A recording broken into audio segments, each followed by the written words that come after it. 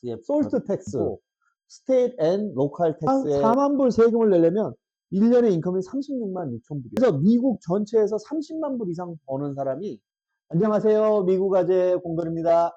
안녕하세요. 미국 아재 오사입니다.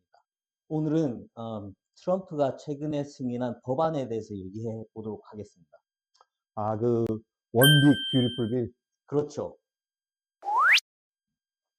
이름만 들어봐서는 뭐 정확하게 어떤 법안인지 잘 모르겠는데 제가 듣기로는 전부 부정적인 해석밖에 없어가지고 아니 뭐 정확하게 얘기하자면 이게 사실은 겉으로 보기에는 되게 많은 세금 혜택을 주고 하는 거지만 알고 보면 그 세금 혜택을 주기 위해서 엄청난 빚을 져야 되고, 그리고 그 빚을 조금이라도 떼우기 위해서 결국에는 사회 약자들의 프로그램인 무슨 메디케이드라던가 스냅 프로그램을 대폭적으로 줄이고, 사실은 그렇게 좋은지는 모르겠습니다. 그 세금 감면이랑 의료보험에 대해서 말씀하셨는데 그게 실제적으로 저희의 삶에 영향을 미치는 부분이 있을까요? 뭐 미치는 부분은 여러 가지로 있겠지만, 개인적으로 좀 여기 본 것 중에 개인적으로 제일 좀 이거는 훨씬 더 했어야 되는데 왜 이거밖에 안 했을까 하는 거는, 첫 번째는 학자금 빌리는 거에 대해서 얘기를 하고 싶어요. 그 미국에서 보통 학생들이 이제 대학을 갈 때 대부분은 돈을 다 빌려서 가잖아요. 그렇죠. 학자금으로. 미국에서 학생은 학부를 다닐 때는 학생 이름으로 1년에 5,500불인가 밖에 못 빌리고, 나머지는 다 부모가 빚을 져야 돼, 학자금에. 그럼 만약에 학교가 만약에 1년에 비용이 4만 불이다.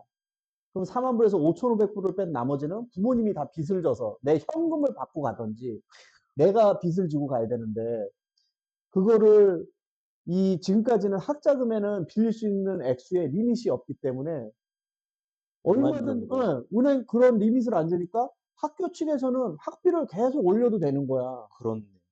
부모는 어차피 애가 오고 싶다고 하면, 어떤 부모가 애가 가고 싶어 하는데 야씨 절대로 안 돼 이럴 부모가 있을 수도 있지만, 그렇죠. 대부분은 아이가 가고 싶다 그러면 무리를 해서라도 보내고 주고 싶으니까 나중에 어떻게 갚을지는 생각을 안 하고 뭐 그건 알아서 되겠지 일단 그러면서 보내고 보자. 일단 보내고 보자니까 말도 안 되는 돈을 빌려서 보내는 거지.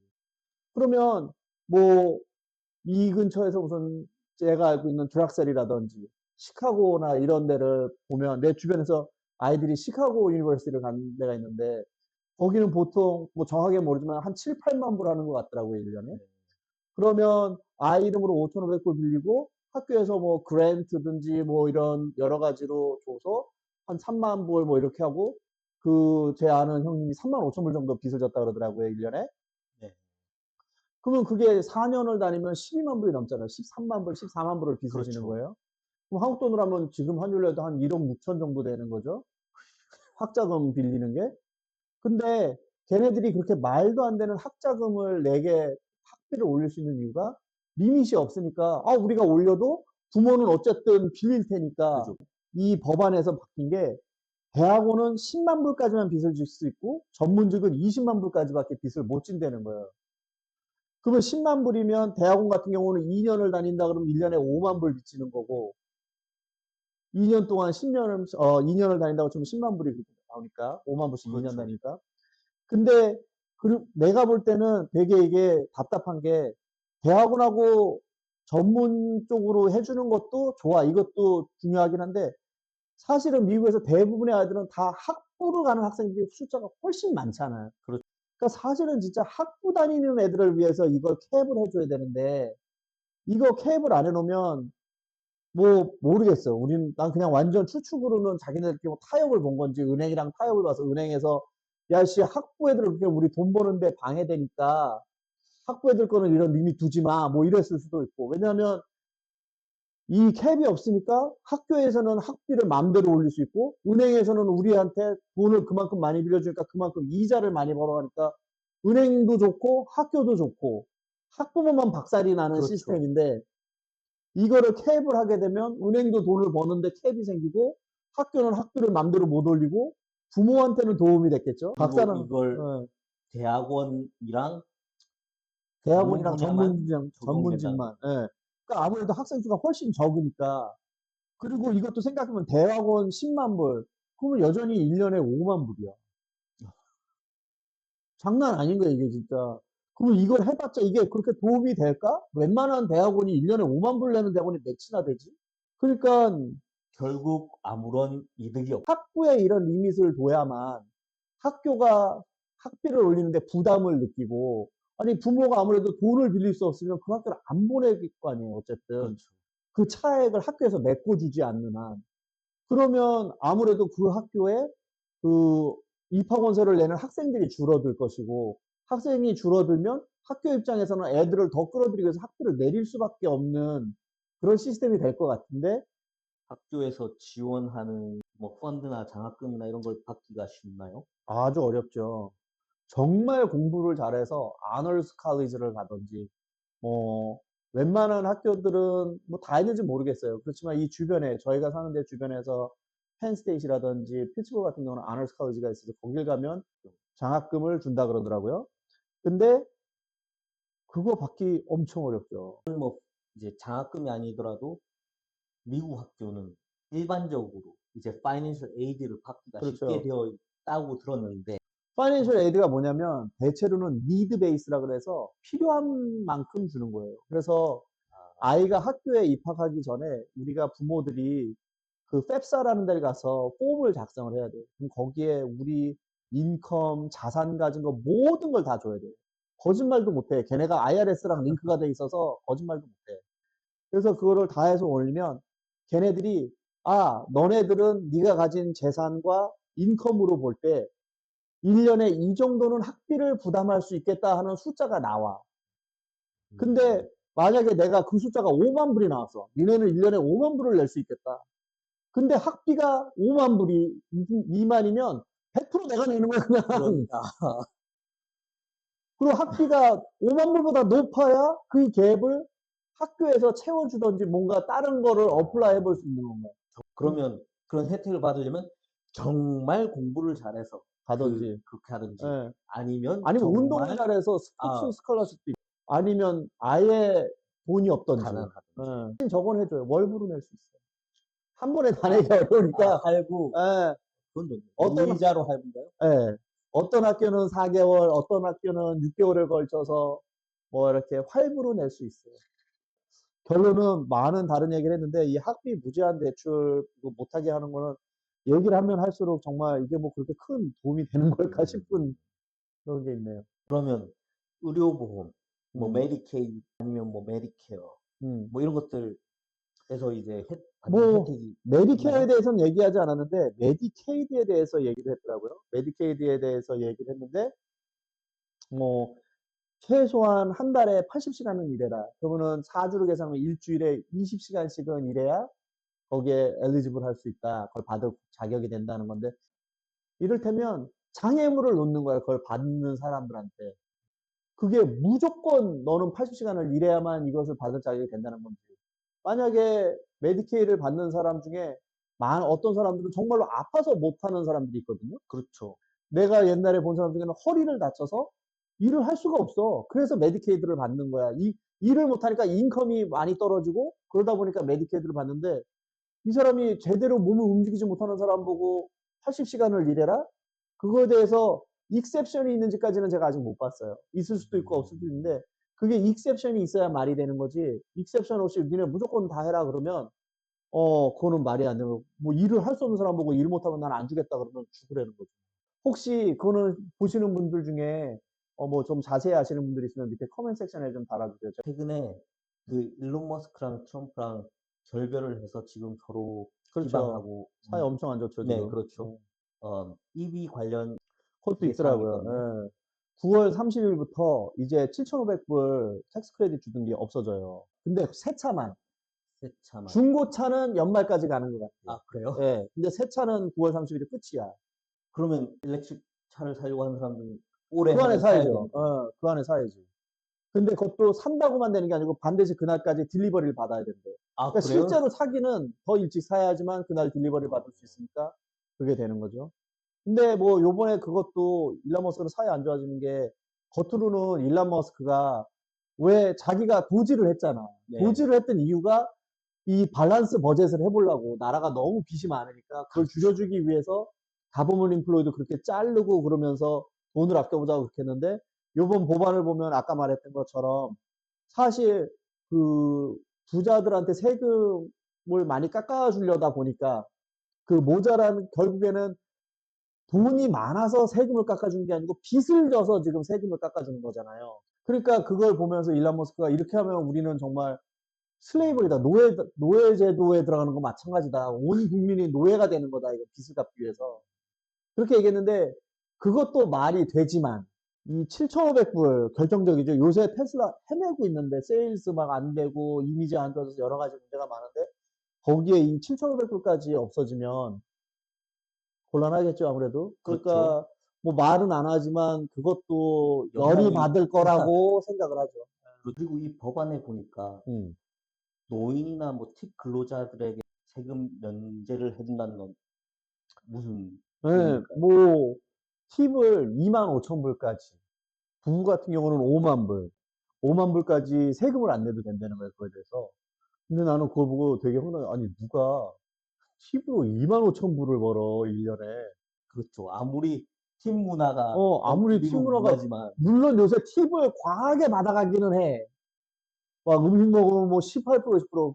모르겠어요. 내가 생각하는 팁은 음식점이나 이런 데가 메인이고, 다른 팁은 잘 생각이 안 나는데, 우리가 미스하는 뭐가 있는지는 모르겠어요. 근데 만약에 내가 생각하는 이런 음식점 팁이라든지 이런 서비스 하는 데서 받아가는 팁이라면 1년에 25,000불을 팁을 받아간다? 한 달로 따지면 한 달에 얼마 정도를 팁을 받는 거예요? 한 2,000불 이상씩 받는, 2,000불. 2,000 얼마씩 받는 그럼 거야. 한 달에 2,000불. 2,000불을 넘게 받아야지. 4주로 나누면 5, 600불씩인데, 또 그렇게 생각하면 될 것 같기도 그렇게 한데? 보면 가능은 하겠네요. 잘 되는 음식점 가면 하루에도 몇백 불을 벌을 수 있다고 치면 그렇죠. 갑자기 또 그게 될 것 같다라는 생각이 드네요. 그래도 그게 몇 명이나 그 정도의 팁을 모르겠어요. 뭐 얼마나 많은 사람이 그 정도 팁을 받아가는지 모르지만. 그리고 IRA에 대해서도 바뀐 게 있다고 하는데 그게 뭐죠? 네, 요번에 바뀐 것 중에 IRA가 옛날에 백도어 로스 IRA라는 게 있었어요. 로스 IRA, 그게 IRA가 두 개가 있어. 뭐냐면 프리텍스로 IRA, 뭐 혹시 아시는 분은 아시겠지만 IRA가 리타이어먼트 펀드, 퇴직 후에 찾아 쓸 수 있는 돈을 이제 할 수 있는 건데 세금 전에 들어가는 거. 세금 전에 할 수도 있고 세금 후에도 할 수 있어요. 근데 그게 둘이 틀려. 세금 전에 들어가는 것은 이 트래디셔널 IRA라 그래서 세금을 떼기 전에 그걸 넣으면 그건 인컴으로 안 쳐요. 세금 혜택을 그렇죠. 받는 거야. 세금 혜택을 돈을 넣을 때 받고 그 대신 찾았을 때 그거를 찾기 시작할 때 그거 찾는 거에 대해서 세금을 이제 맞는 거죠. 근데 로스 IRA라는 거는 들어갈 땐 세금 혜택을 못 받아. 애프터 텍스로 내야 돼. 그 대신 걔는 찾았을 때 세금이 없어. 그러니까 리타이어 할 때까지 시간이 많이 남은 사람들은 사실 로스 IRA를 넣는 게 훨씬 좋아. 그렇죠. 왜냐면 그 사이에 늘어나는 돈에 비해서 하나도 세금을 안 내도 되니까. 근데 그걸 알기 때문에 사실 초이스가 있다면 웬만한 사람들은 다 로스 IRA를 할 거기 때문에 인컴 리밋을 뒀어요. 그래서 인컴 리밋이 로스 IRA가 개인은 15만 불, 부부는 23만 6천 불까지 1년에. 1년에. 그게 넘어가면 로스 IRA라는 걸 할 수가 없어. 트래디셔널 IRA는 여전히 해도 돼. 근데 그건 안 돼. 로스 IRA는 안 돼. 그랬는데 백도어가 뭐였냐면 사람들이 로스 IRA를 하고 싶은데 들어가 보니까 트래디셔널 IRA를 넣어. 그런 다음에 곧장 그거를 로스 IRA로 컨버트를 해. 그 대신 컨버트할 때 컨버트하는 액수만큼 세금을 내야 돼. 근데 이 사람들은 세금 내는 건 상관없어. 어차피 로스 IRA를 냈어도 세금은 냈었을 거니까. 그죠. 그러니까 트래디셔널을 넣고 로스 IRA로 트랜스퍼 하면서 세금 내고 그러면 걔는 나중에 찾을 때 세금을 안 내도 되니까. 그래서 그게 로스 IRA 백도어였어요. 근데 이번에 트럼프가 안 돼. 더 이상 그런 거 하지 마. 그게 닫혔다 그러더라고요. 그러고 나서 그 대체용으로 다른 트럼프 IRA 같은 거를 하나 만들어서 2020 몇 년까지 새로 태어난 아이들한테 일단 1,000불을 넣어주고 뭐 이런 식으로 다른 걸로 대체를 했는데 그게 그것도 더 자세히 봐야 돼. 왜냐하면 이 법안이 겉으로만 봐갖고는 좋아 보이는데 거기에 조건들이 어떤 게 달렸냐에 따라서 뭐 쓸 수가 없는 거네? 이럴 수도 있단 말이에요. 이거 그렇죠. 쓸 수 있는 사람이 되게 적네?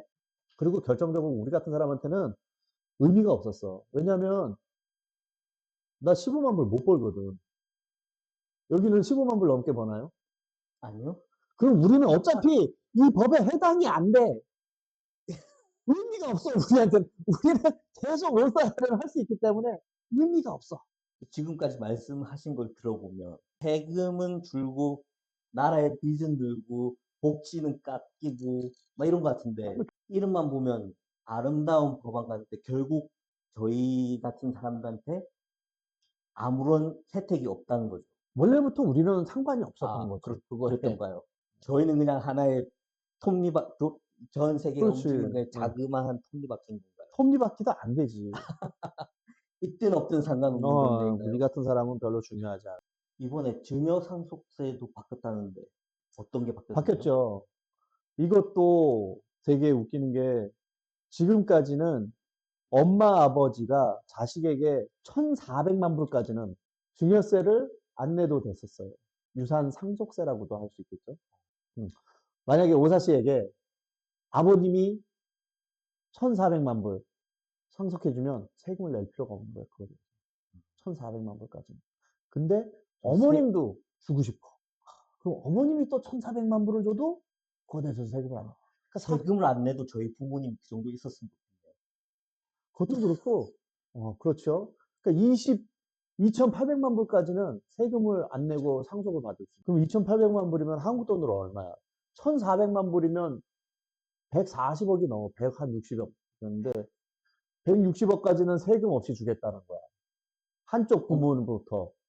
양쪽으로 하면 그렇게 따지면은 200, 300억 가까이 되는 돈을 세금 없이. 세금 없이 상속할 수 있는 거야.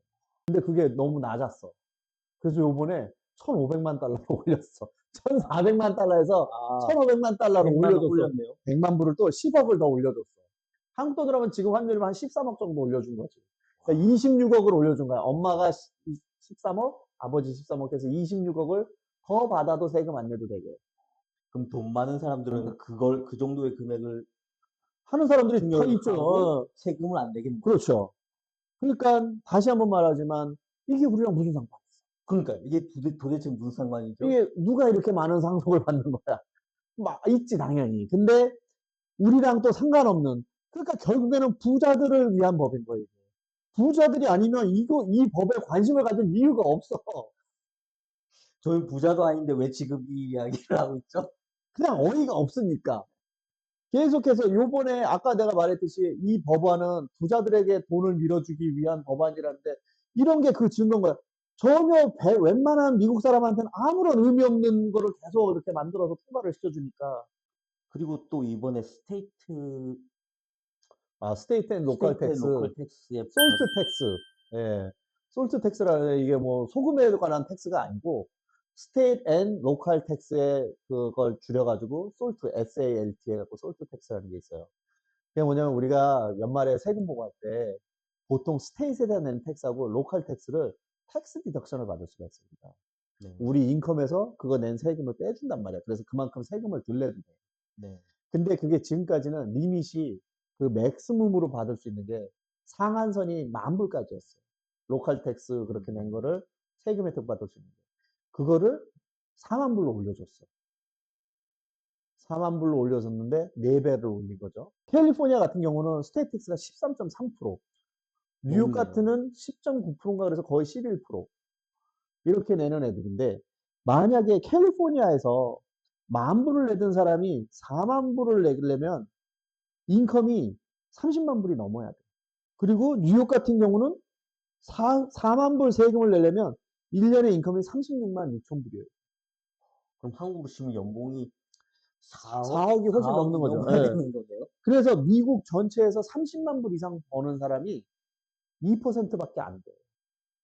그럼 이 법안은 또 2%를 위한 위한 법안인 거지. 법이죠. 그러니까 이 사람들이, 부자인 사람들은 이렇게 해서 세금을 들릴 게 자꾸만 생기고, 그러고 나서 돈이 모자르니까 메디케이 자르고, 자른다면 웃기지만 자꾸 장애물을 넣음으로써 메디케이드를 받기가 어렵게 하는데, 뭐 요번에 뉴스 나온 거 보니까 이 법안이 실행되면 약 한 1200만 명 정도가 메디케이드를 받기 어려울 거라고 그래요. 그 그렇- 사람들은 아프면 어떻게 되는지 모르겠어. 그냥 죽으라는 거야. 그러니까 결국 사회 혼란만 야기되는 법안이 아닐까요? 혼란이라기보다 그냥 아파 죽는 거지. 그냥. 물론 이거 말고도 많은 다른 것들이 있어요. 뭐 얘기한 것 중에 지금 안 나왔지만 보너스 디프리시에이션이라는 것도 이것도 되게 웃겨. 이것도 보통 사람은 쓸 일이 없는 거야. 보너스 디프리시에이션이 뭐냐면 내가 부동산에 투자를 했다든지 회사를 해서 공장 장비를 뭐 샀다든지 네. 자동차가 됐든 뭐가 됐든 그러면 그거를 감가상각을 할 수 있어요. 해마다. 장사하시는 분들은 네. 아시지만. 근데 그거를 감가상각을 해마다 얼마씩 퍼센테이지로 하도록 돼 있는 건데 그걸 기다리기가 싫어. 액셀러레이트 디프리시에이션이라고 하면 감가상각을 한꺼번에 엄청 빨리 할 수 있어. 첫 해에 막 40%인데 요번에 아마 100%까지 할 수 있을 거예요. 그러니까 뭐를 내가 밀리언 달러짜리 장비를 샀어. 네. 그러면 그거를 사실은 앞으로 10년, 뭐 몇 년, 7년이든 10년이든 이렇게 그게 가면서 룰대로 가는 건데 그렇게 안 하고 첫 해에 그냥 딱 인컴에서 뺄 수 있는 거야. 내가 돈 썼다 그러면. 그러니까 그만큼 세금을 안 내도 되잖아. 그렇죠. 그러니까 우리 같은 월급쟁이들은 이게 또 아무런 해당이 의미가 안 되는 없는 장사하시는 분들한테는 해당이 될 수 있지. 아마 장사를 해도 소규모 장사하는 그 소상공인들은 혜택이 그 안 사람들은 되고 그냥 어부질이 혜택이 있긴 있는데 작아. 근데 큰 장사하는 사람들한테는 혜택이 크지. 그죠. 큰 뭐 회사들은. 매뉴팩 예. 제조업자들이나 정말 제조 공장 갖고 돌리고 네. 있다든지 뭐 여러 가지 이런 걸 하는 사람 그 사람한테는 혜택이 클 수 있지만 뭐 동네 커피숍 하는 사람이 이거 디프리시에이션 빨리 해봐야 뭐 얼마나 하겠어. 자, 지금까지 원 빅 뷰티풀 빌에 대해서 얘기 나눠봤는데요. 결국 세금은 줄고 빚은 늘고 돌아오는 혜택은 없다. 그렇게 없지는 되면 않은데 우리 같은 사람한테는 아주 조금이든지 해당이 안 된다. 해당이 아예 안 되든지. 그래서 지금까지 우리에게 별 의미 없는 법안에 대해서 얘기를 나눠봤습니다. 그렇죠. 별 의미 없는 얘기를 한 거죠. 하여튼 오늘 되게 편하게 이번에 트럼프가 통과시킨 빅 뷰티풀 빌에 대해서 얘기를 해봤는데 이런 컨텐츠가 재밌으시면 구독과 좋아요 부탁드리고 그리고 제가 오늘 뭐 말한 것 중에 틀린 게 있으면 커멘트에다가 좀 남겨주시면 제가 정정하도록 하겠습니다. 그리고 또 혹시라도 오늘 한 얘기 중에서 나도 혹시 경험하신 게 있으면 이 해당 사항이 되는 게 있어서 경험한 게 있으시면 커멘트에 남겨주세요. 감사합니다. 감사합니다.